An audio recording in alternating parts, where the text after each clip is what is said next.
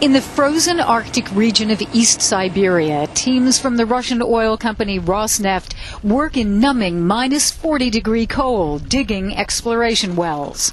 The massive Vankor field promises to be one of the largest in Russia. Russia's oil and gas remain the backbone of its economy, but production growth is slowing.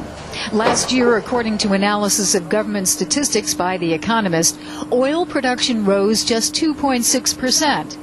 But Russia's gross domestic product hit a 6-year high in the first quarter of this year, rising 7.9% compared to 5% in the same period last year.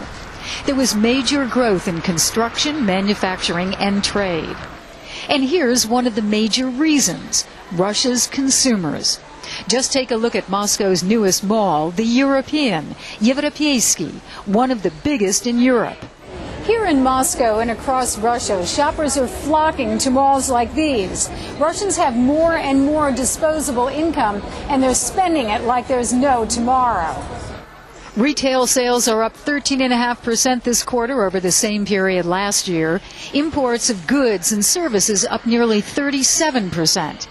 Last year, domestic credit in Russia grew more than 46%. Alexander Goncharuk is part of that growth. He's president of the Russian corporation Sistema, a $20 billion conglomerate with 5 companies in 10 industries, including telecommunications, construction, and services. The service sector is growing very strongly, unbelievably fast. The purchasing power of consumers is increasing, and that's stimulating growth in that sector. And in the past year, the business climate has seriously improved. It's become predictable and more stable. This June at the St. Petersburg International Economic Forum, President Putin told CEOs from major global corporations Russia is gradually integrating with the world economy. Another message: the government's economic strategy isn't focused just on oil and gas. Russia intends to become a high-tech and industrial leader.